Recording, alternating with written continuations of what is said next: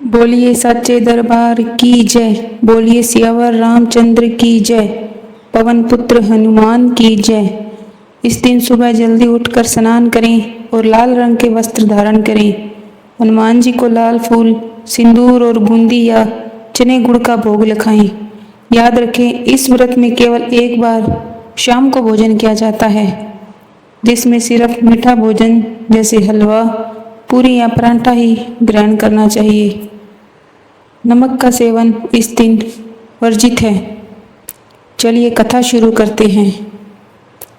एक बार की बात है, एक नगर में ऋषिदत्त नाम का एक ब्राह्मण अपनी पत्नी सुनंदा के साथ रहता था। ब्राह्मण और उसकी पत्नी बेहद गुणी और धार्मिक थे, लेकिन उनकी कोई संतान नहीं थी। इस वजह से वे दोनों अक्सर दुखी रहा करते थे। ब्राह्मण ऋषिदत्त हर मंगलवार को हनुमान जी की पूजा के लिए जंगल में बने एक मंदिर में जाता था और वहां बैठकर बजरंगबली से संतान प्राप्ति की प्रार्थना करता था। दूसरी ओर उसकी पत्नी सुनंदा भी घर पर हनुमान जी की अनन्य भक्त थी। वह हर मंगलवार को नियम पूर्वक व्रत रखती थी और हनुमान जी को भोग लगाने के बाद ही खुद भोजन करती थी। एक बार की बात है, किसी विशेष व्रत के कारण सुनंदा मंगलवार के दिन हनुमान जी को भोग नहीं लगा पाई और न ही खुद कुछ खास की। उसने प्रण लिया कि अब वह अगले मंगलवार को हनुमान जी को भोग लगाकर ही अन्न का एक दाना ग्रहण करेगी। इस तरह वह 6 दिनों तक भूखी प्यासी रही और 7वें दिन यानी अगले मंगलवार को वह कमजोरी के कारण बेहोश होकर गिर पड़ी। सुनंदा की ऐसी कठिन और निश्चल भक्ति देखकर संकट मोचन हनुमान जी अत्यंत प्रसन्न हुए। वे साक्षात प्रकट हुए और उन्होंने सुनंदा को जगाया। हनुमान जी ने अपनी दिव्य वाणी में कहा, हे देवी, मैं तुम्हारी भक्ति और तपस्या से बेहद प्रसन्न हूँ। मैं तुम्हें वरदान देता हूँ कि तुम्हें एक अत्यंत सुंदर, पराक्रमी और गुणी पुत्र की प्राप्ति होगी, जो सदैव मेरी छत्र छाया में रहेगा। यह कहकर हनुमान जी ने उसे एक दिव्य प्रसाद दिया और अंतर्ध्यान हो गए। सुनंदा ने वह प्रसाद ग्रहण किया, जिसके प्रभाव से कुछ समय बाद उसने एक बेहद सुंदर बालक को जन्म दिया। मंगलवार के दिन जन्म लेने और हनुमान जी के आशीर्वाद से मिलने के कारण उस बालक का नाम मंगल रखा गया। जब कुछ महीनों बाद ब्राह्मण ऋषिदत्त अपनी लंबी यात्रा से वापस घर लौटा तो घर में एक सुंदर बच्चे को देखकर हैरान रह गया।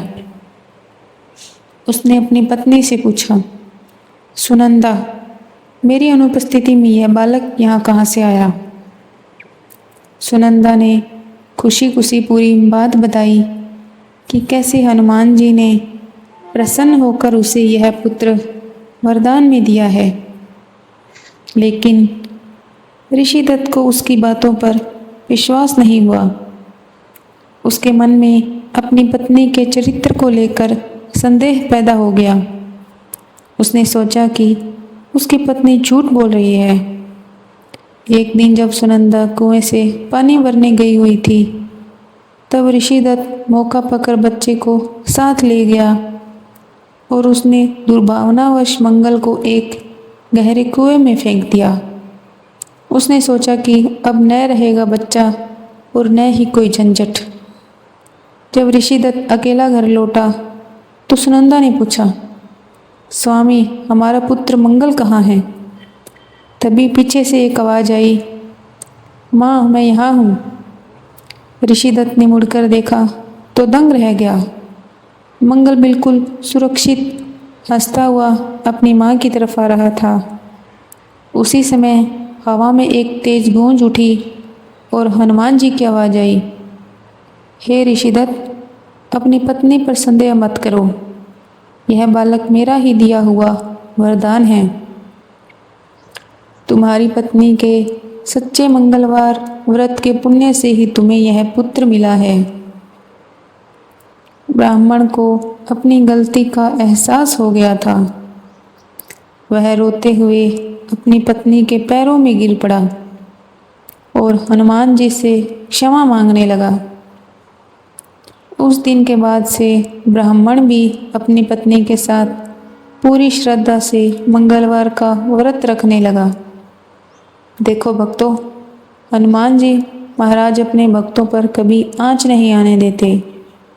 जो भी इंसान सच्चे दिल से मंगलवार का व्रत रखता है और इस कथा को सुनता है, हनुमान जी उसकी हर मनोकामना पूरी करते हैं।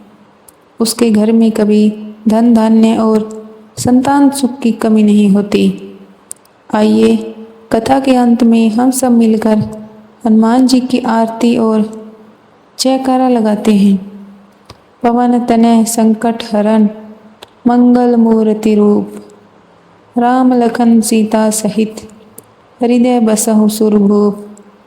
बोलिए सियावर रामचंद्र की जय, पवन पुत्र हनुमान की